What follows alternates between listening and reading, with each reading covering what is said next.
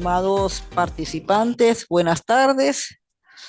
Damos inicio hoy a nuestros encuentros sincrónicos relacionados con la materia unidad curricular, teoría general de las obligaciones de la carrera de Derecho. De mi parte, les doy la bienvenida a nuestro primer encuentro sincrónico, en la cual pues entramos con la presentación y la introducción de la materia previo a la, al resumen que se le dio la semana pasada a los fines de iniciar el uso de la plataforma. Bueno, en cuanto a ya mi nombre, pues para algunos, la gran mayoría, pues ya me conocen, no solo en lo relacionado con el inicio de esta materia, sino ya en otras actividades que he llevado a cabo, sobre todo a nivel de la teoría general del proceso, en la cual pues también imparto como el derecho procesal civil 1. Entonces, correos, teléfonos, en las cuales pues me pueden localizar o hacer las correspondientes consultas y actividades que deban realizar. Bueno, vamos a entrar, eso sí, con lo de la planificación en la cual pues ya se cumplió el primer momento de la presentación de la primera actividad evaluativa,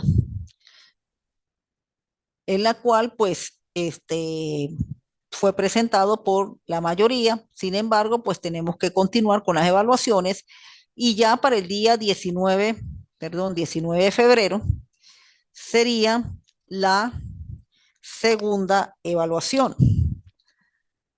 Para el 18 de marzo, la tercera evaluación, y para el 8 de abril, la cuarta evaluación. Muchas gracias. La cuarta evaluación.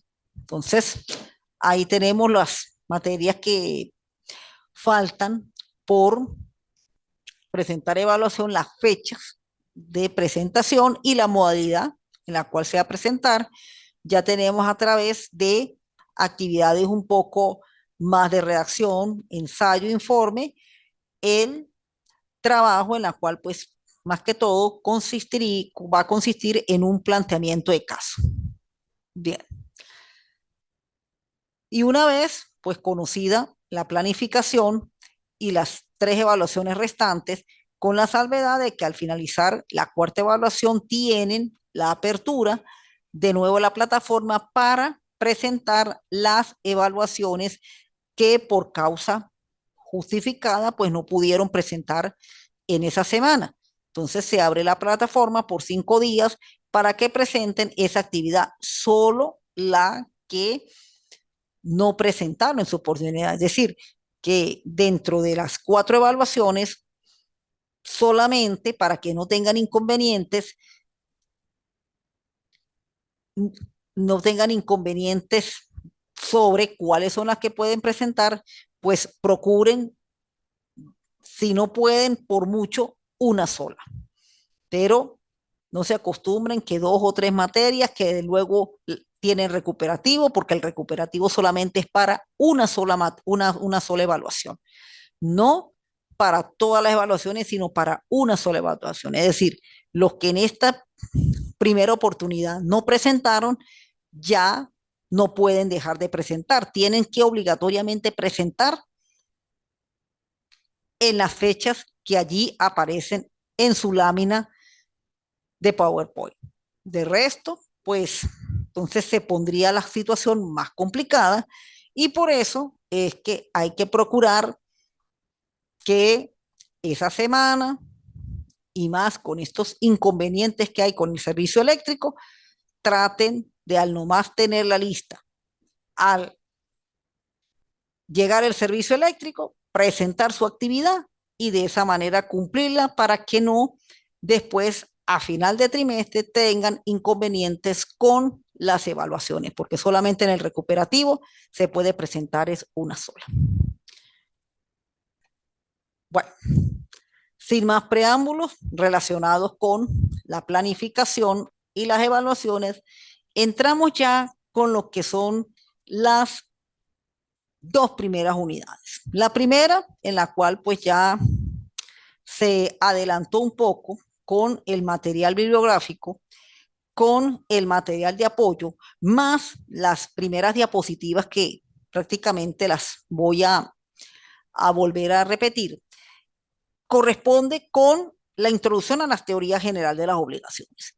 Y al empezar lo relacionado con la teoría general de las obligaciones, tenemos que partir de lo que es la figura del derecho de crédito. Derecho en la cual las obligaciones comprende la participación de dos importantes sujetos. Y esos sujetos van a tener una interrelación, un vínculo jurídico basado en dos conductas. La conducta de prestar y la conducta de pagar. Entonces, acá es uno de las ramas del derecho civil donde van a interactuar dos sujetos y dentro de esos dos sujetos van a llevar a cabo una forma de conducta en la cual esa forma de conducta es la manera típica como genera la obligación. Siempre dentro de la obligación, el crédito funciona, presta y pago. Presta y pago, con su correspondiente tiempo en la cual se le da para llevar a cabo tanto el préstamo y el suficiente y el tiempo que se establece para realizar el pago.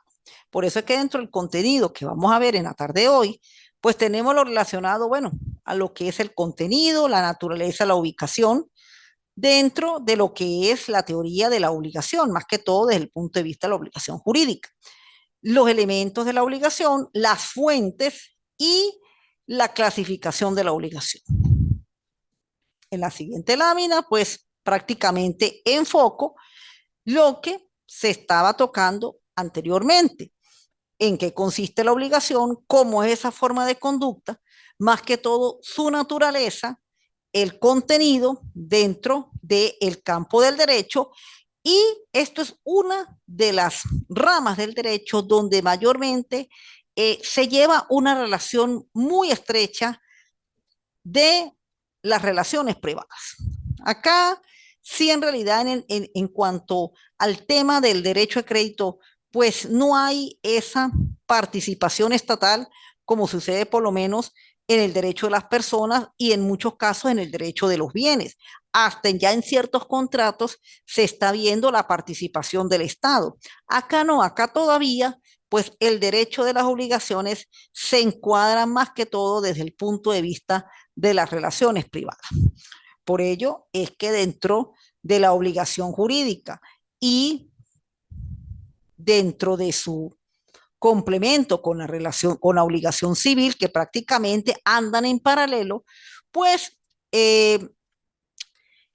la definición de obligación es más que todo una definición de carácter doctrinario, de carácter de juristas. Porque en realidad en Venezuela el Código Civil pues no tiene la definición de la obligación como tal, sino sencillamente en el Código Civil se entra directamente a la manera cómo se celebran las obligaciones o de qué manera cómo nacen las obligaciones. Y por lo general las obligaciones nacen es a través de dos grandes fuentes, la fuente contractual y la fuente intracontractual. Y se parte propiamente dentro de la fuente contractual, que es la definición del contrato del 1133 del Código Civil. Pero, como siempre en derecho, es importante tener las instituciones con una definición de carácter jurídico, pues la que más se recoge, citada por el doctor Maduro Yuyando, es la que establecen autores como Ruggiero, Colline Capitán, Plalón y Ripet y García Maínez, en la cual lo establecen como una relación, un vínculo, necesidad jurídica entre dos personas, acreedor y deudor, donde una hace la prestación y la otra cumple esa prestación a través del pago que se hace generalmente en dinero. ¿Y por qué digo generalmente en dinero? Porque muchas veces, y en algunos casos, sobre todo, lo estamos viendo en esta situación país que está viviendo la República Bolivariana de Venezuela, que se están haciendo muchos pagos en especie.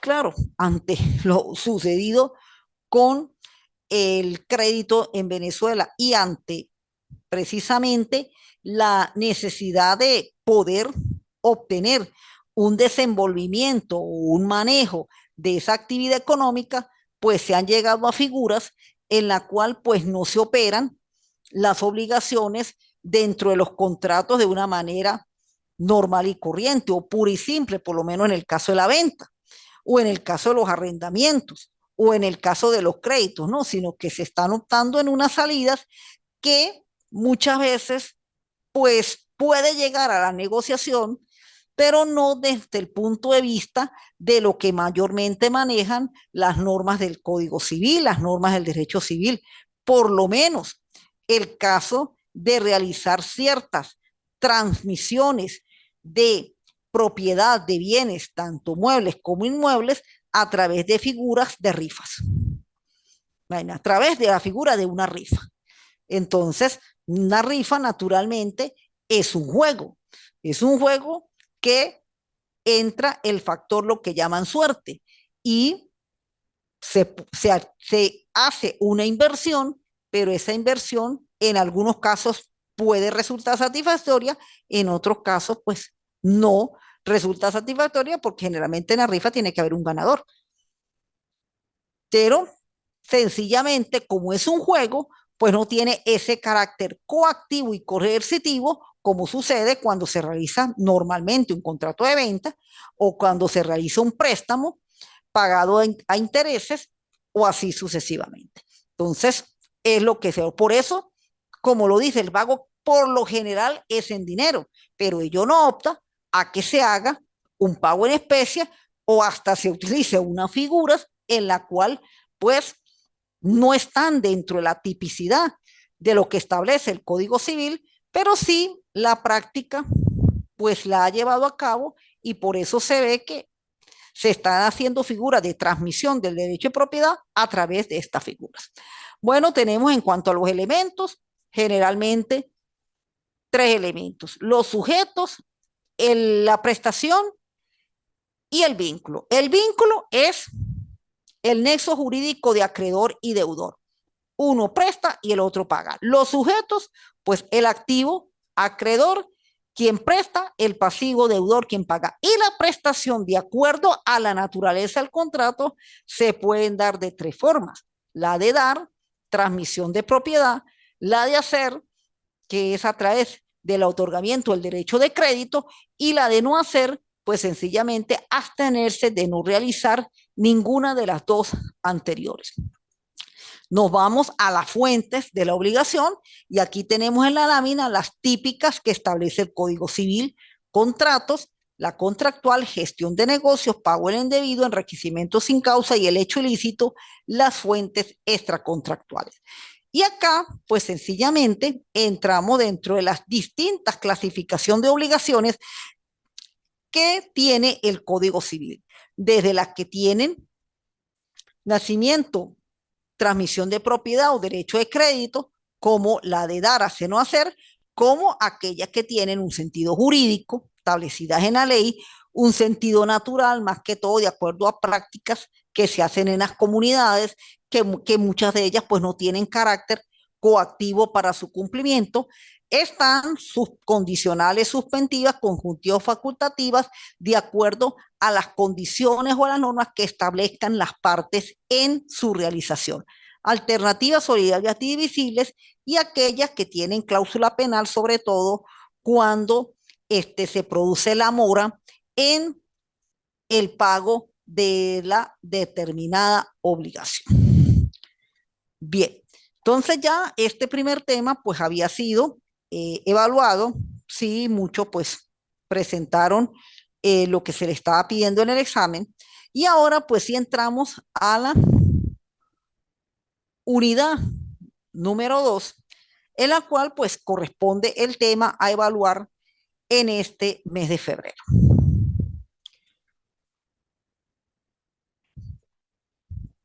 que consiste en la teoría de la responsabilidad civil. Pues bien, en cuanto a la responsabilidad civil, pues es uno de los puntos por el cual tanto las normas del Código Civil y leyes especiales, en el caso de la materia de tránsito, que es donde se toca mucho el tema de la responsabilidad civil, pues es la institución por el cual se genera obligaciones cuando incurre, en este caso, el deudor en el llamado incumplimiento. Porque una de las cosas típicas, o por lo menos de la conducta típica del deudor, es que cumpla con el pago. Y en eso es precisamente lo que debe enfocarse la persona del deudor cuando lleva a cabo la realización de una obligación, en cumplir con el pago. Pues bien, cuando ello ya no se debe a un cumplimiento, sino que precisamente el incumplimiento es producto de una actuación culposa y esa actuación culposa no se trató de evitar, es donde precisamente el deudor, además de resarcir el daño, debe precisamente indemnizar los daños y perjuicios que el daño produjo. Acá no es solamente un incumplimiento de no pagar una cantidad de dinero, sino ese incumplimiento va más allá de no pagar la cantidad de dinero, en la cual se produce daños que pueden ser tanto daños materiales como daños corporales. Y además de eso, esos daños pues se producen producto de un elemento de culpa en la cual no fue prevista por el deudor, y esa no previsión es lo que se produce a través del llamado incumplimiento. Pues bien, esta introducción que le hago, ¿por qué se origina la responsabilidad civil? Así como la obligación, pues la responsabilidad civil también nace o surge es de la definición doctrinal, y entre ellos pues autores como Maduro Luyando cita a estos dos autores extranjeros, Bontour francés, Sabatier alemán, en la cual pues enfocan desde el punto de vista primero cuando esa responsabilidad civil es producida por el mismo sujeto de derecho causante del daño producto de su incumplimiento. Entonces Montour explica de la siguiente manera, cuando afirma que la responsabilidad civil es la situación jurídica del patrimonio de la persona que ha causado un daño injusto y que queda obligarlo a repararlo. Entonces, acá por lo menos tenemos que quien produjo el daño producto del incumplimiento debe quedar obligado a repararlo. Y esa reparación, pues naturalmente, ¿Por qué afecta el patrimonio? Porque esa reparación cuando va a pagar o lo hace en dinero o sencillamente responde muchas veces con su patrimonio. Por ello es que las obligaciones tenemos que irlas relacionando o uniéndolas con el derecho civil de personas, porque precisamente los bienes como prenda común del acreedor es la figura de ley en la cual tiene el acreedor de garantizar su pago cuando este no es cumplido por el deudor. Entonces, ahí es donde se puede generar esta figura de que no todo el tiempo la obligación se paga en dinero. Muchas veces la obligación termina pagándose en especie. Es decir, no tengo el dinero, pero tengo el bien. Y el bien hasta cierto punto completa el pago de ese precio, pues allí es donde precisamente viene ese pago en especie, que naturalmente puede ser susceptible valorable en dinero, pero es la segunda alternativa que tiene el deudor de responder al acreedor si no tiene el pago en dinero. Entonces dejamos a cabo aquí que Bontour, pues ya toca que en algunos casos esa reparación que hace el deudor por el daño causado, pues toca ciertos bienes, lo puede hacer de su patrimonio.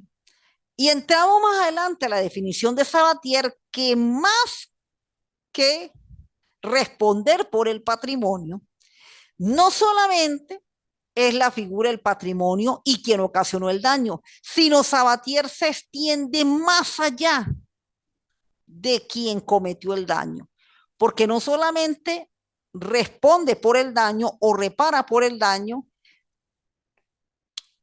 quien lo produjo, sino también va a responder por el daño aquellas personas que son dependientes de ese deudor o de ese sujeto de derecho denominado deudor.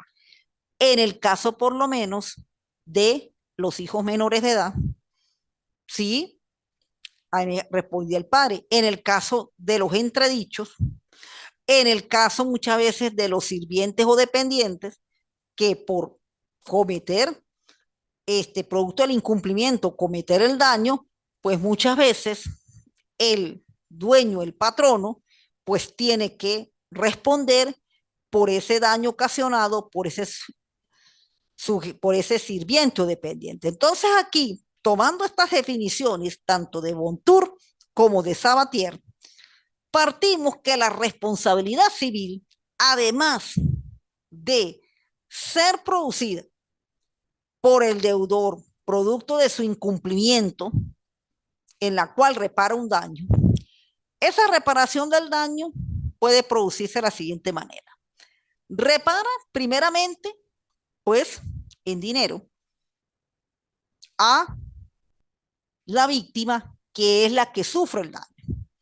Pero más allá, puede también el deudor responder con parte de su patrimonio, de pagarle a la víctima el daño causado.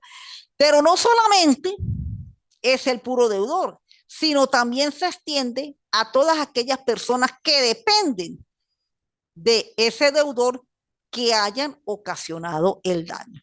Por eso es que, de acuerdo con la legislación venezolana y partiendo de tanto la figura contractual como la figura contractual de cómo se derivó la obligación, pues acá el campo de la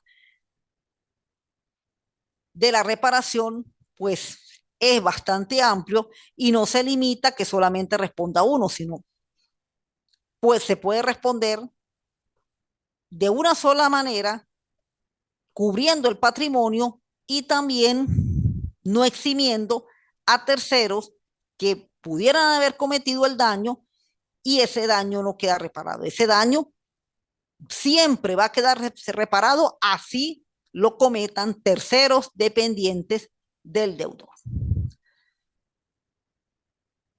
Seguimos los tipos de responsabilidad civil, contractual o extracontractual de acuerdo con la fuente de la obligación que lo haya, que lo haya eh, contraído. Pues bien, y ahora sí tenemos los requisitos de la responsabilidad civil y que precisamente están enmarcados dentro de la definición. Por un lado, esa es actividad culposa del deudor por el cual incurre en un incumplimiento. Precisamente al no prever o al no evitar la culpa, pues esto va a dar lugar a un incumplimiento. Y producto de ese incumplimiento de carácter culposo, conlleva a la reparación de un daño. O sea, produce el daño, por consecuencia tiene que reparar ese daño, que por lo general, dentro de lo que se pide cuando se produce el incumplimiento y el daño, pues es cuando se tocan las figuras de los daños morales y de los daños y perjuicios, que es lo que más que todo se piden hasta en la misma demanda. Es más, la misma demanda, cuando se va solicitando en la pretensión, la reparación del daño, hay que tratar de indicar cuánto sería esa magnitud de los daños y perjuicios que en este caso el deudor debe reparar. Y por último, pues la relación de causalidad, que es prácticamente la relación existente entre el daño producido por incumplimiento culposo y la reparación que debe hacer el deudor de ese daño ocasional. Por eso entramos a la culpa. Incumplimiento debe ser culposo para que genere la obligación de reparar el daño. En la responsabilidad civil, como supuesto causante del daño, este debe ser culpable y la culpa supone un presupuesto fundamental que es la imputabilidad, condición sine qua non para que haya la culpabilidad, de allí la responsabilidad civil. La inimputabilidad es la posibilidad de atribuir moralmente a una persona la realización de un hecho, o sea, cuando se le puede pedir cuente sus actos de acuerdo a su razón y a su conciencia. Entonces, más que todo, pues estas son definiciones que se toman muy pendiente cuando ocurre la transgresión de la norma desde el punto de vista de el daño corporal que pueda sufrir la víctima.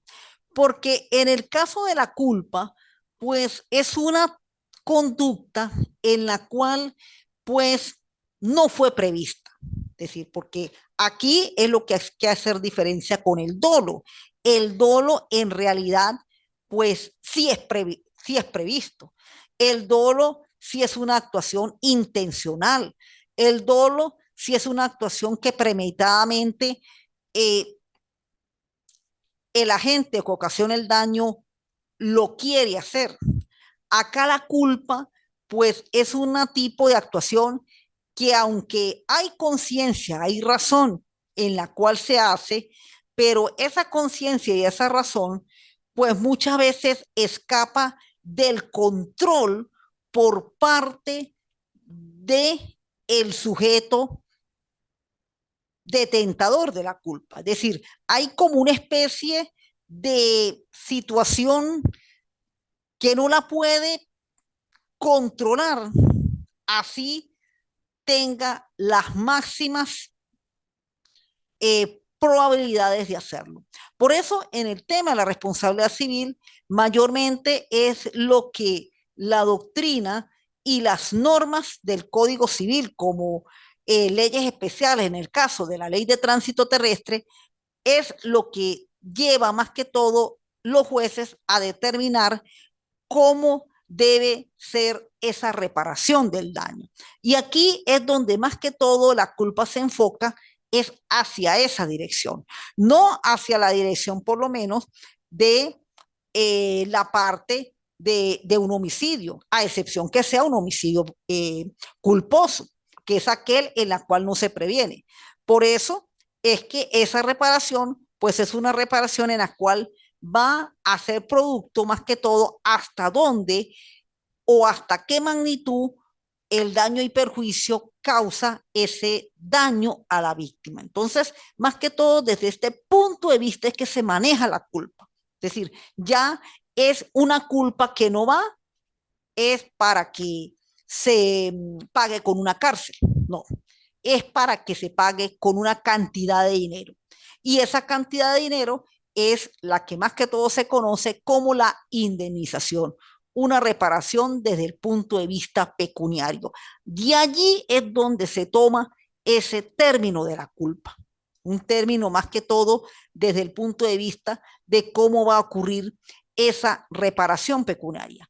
Por eso, si nos vamos acá a la lámina relacionada con el daño, pues precisamente ese daño lo va a experimentar la persona cuando va a tener una disminución o una pérdida, tanto en su patrimonio como en su acervo material o en su acervo moral. Es decir, que ese daño, producto de una culpa que no pudo evitar, pues sí va a ocasionar una disminución en su patrimonio o hasta en su propia actividad física, en la cual pues va a impedir muchas veces que pueda obtener actividades que realice a futuro, en la cual pues por no poder realizarlos va a tener una disminución en su patrimonio. ¿Y por qué toco la figura del accidente de tránsito o la figura de lo que establece la normativa de tránsito? Porque es que en la normativa de tránsito o en los accidentes de tránsito es donde mayormente se ve esta figura. Por lo menos, al ocurrir, y nos vamos al hecho de la colisión que ocurra entre un vehículo. Al ocurrir la colisión de los vehículos, sencillamente, ¿qué es lo que sucede?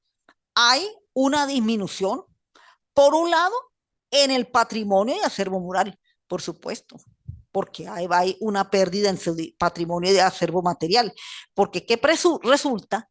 Que ya ese vehículo, y si consistía en el medio de trabajo de esa persona, pues ya va a afectar los ingresos para seguir mejorando su patrimonio. Eso lo desmejora.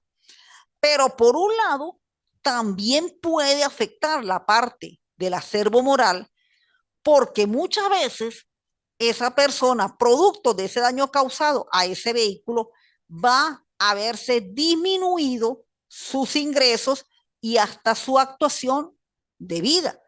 Porque en algunos casos, ok, se daña el vehículo por un tiempo mientras se repare, pero durante ese tiempo, pues esa persona va a tener que realizar unas actividades que normalmente no las hacía.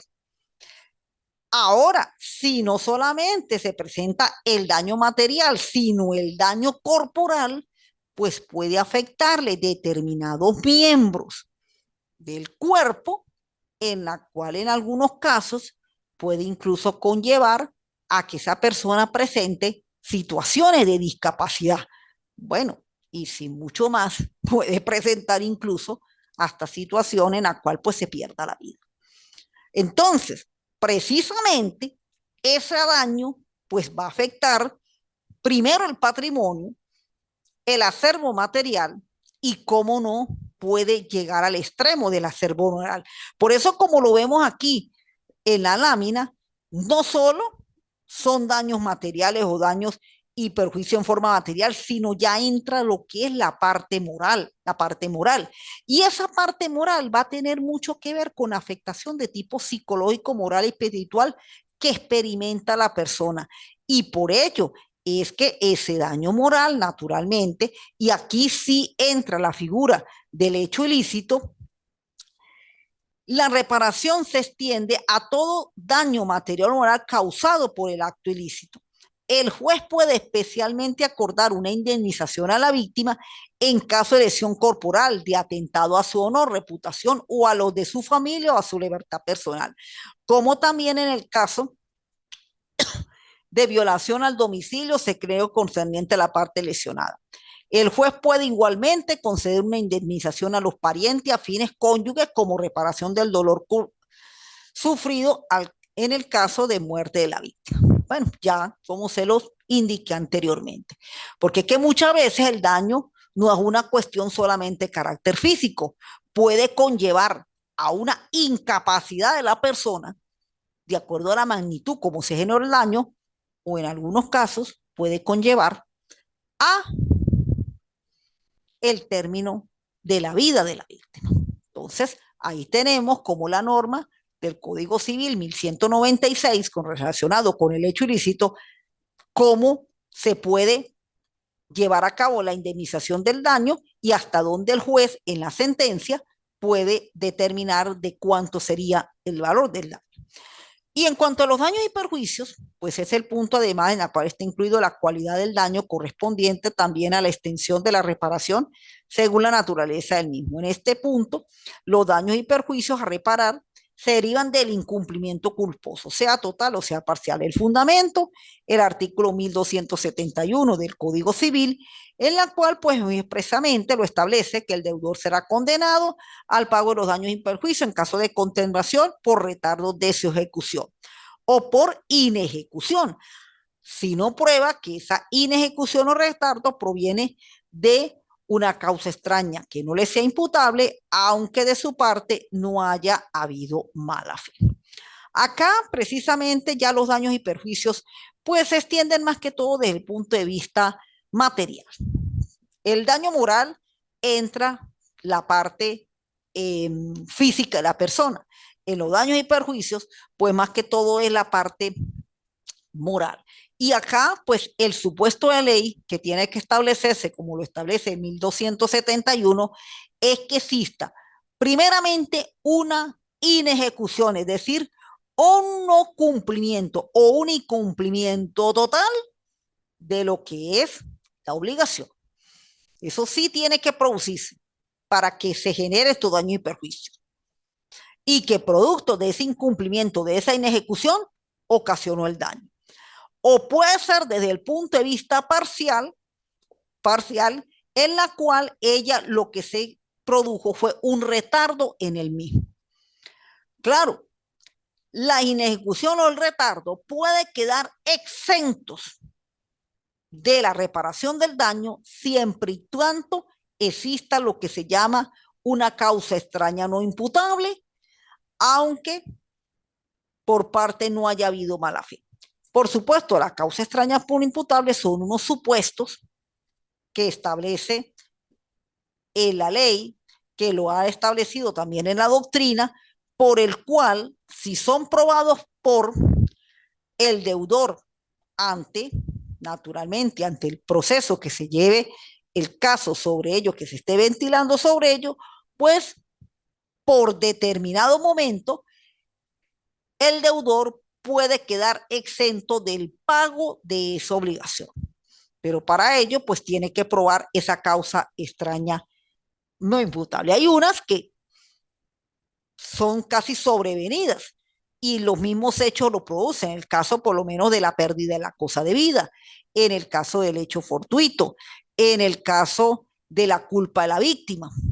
Eso pues puede ser que ya sea sobrevenido, pero por lo menos el hecho del príncipe y la obstrucción de la víctima para cumplir la obligación, en la cual impide el cumplimiento de la obligación, pues allí sí se tiene que probar. Se tiene que probar porque generalmente la norma es que la obligación tiene que cumplirse tal cual como ha sido contraída. Eso es el precepto de ley. Ahí no se puede desviar. Pero existen momentos en los cuales, pues, este producto de, por lo menos en el caso del hecho del príncipe, un acto de orden administrativo, un decreto presidencial en la cual, producto de lo que vivió el planeta, ya dentro de pronto vamos a hacer 4 años de haber experimentado esta pandemia del COVID, pues prácticamente en todos los países del mundo, y Venezuela no fue la excepción, aquí en Venezuela lo hubo, los llamados decretos de emergencia, donde prácticamente determinadas actividades fueron prácticamente exentas del cumplimiento de las obligaciones, por lo menos en el caso de los préstamos a, a comerciantes que estaban pagando, pues durante la existencia del decreto, pues se le eh, declaró que estas personas durante la existencia del decreto, pues no estaban obligadas a seguir pagando el préstamo. O sea, digo, no estaban obligadas, porque a lo mejor hay gente que sí, que a lo mejor podía seguir llevando a cabo sus actividades dentro de lo que era permitido hacerlo, porque llegó un momento en que prácticamente no se permitía realizar ningún tipo de actividad mientras se iba llevando a cabo eh, eh, la pandemia, es decir, mientras se evitara el menos contacto posible, el menos contacto, y así pues determinadas actividades pues se permitió de que durante cierto tiempo no pagaran esos préstamos, como también el pago de cánones de arrendamiento de lo que eran los inmuebles de uso comercial. Uso comercial. Ahí en ese decreto pues están precisamente dos figuras que generan obligaciones, como es un préstamo de dinero y como lo es un contrato de arrendamiento, en la cual durante ese tiempo eh, se les permitió no pagar los cánones de arrendamiento mientras duraba el decreto. Ya después, pues, vuelve de nuevo a ejecutar su obligación. Pero esa causa extraña tenía que probarla para que durante ese tiempo no cumpliera con la obligación y no caer en ejecución, que es el supuesto donde el cual la ley castiga cuando no se cumple con la misma. Y tenemos la llamada relación de causalidad, pues que precisamente es como una especie de relación, de nexo existente entre el incumplimiento culposo del causante del daño y el daño ocasionado. Es decir, el deudor, de acuerdo a esa intensidad o esa causa, como producto de su incumplimiento culposo, produjo el daño, produce que el daño ocasionado tenga unas magnitudes por las cuales debe repararlo. Se trata de una relación causa-efecto entre la culpa de la gente del daño y el daño que experimenta en función del efecto. Como objetivo fundamental de la responsabilidad civil está constituido por la reparación del daño causado. ¿Cuándo va a ocurrir la reparación a la víctima por el daño causado? Esta debe cumplir una serie de principios o normas para que opere la responsabilidad civil y por ende la reparación del daño.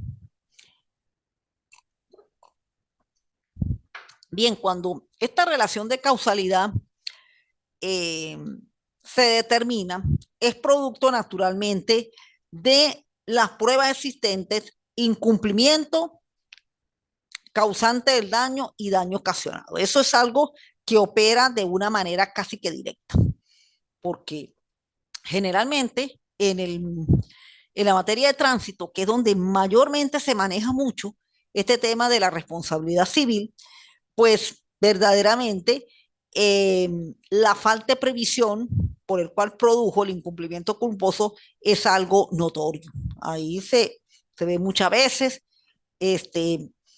casos como el exceso de velocidad, el no tener la suficiente control sobre el vehículo, llámese moto, llámese vehículo automotor, y muchas veces, pues por no tener esas magnitudes, por eso es que los daños se ocasionan de una manera muy desastrosa y naturalmente las cuantificaciones son excesivas.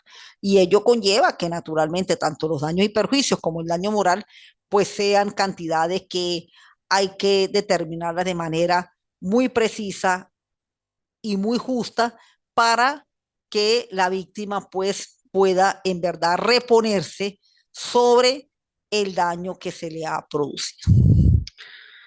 Bien, en cuanto a este segundo tema, segunda unidad de, de Derecho Civil Obligación y por el cual van a presentar ustedes la segunda evaluación, pues la modalidad del ensayo es precisamente tratar que desde el punto de vista muy jurídico se fundamente cada una de estas figuras, por lo menos el manejo de las normas del 1264 y 1271.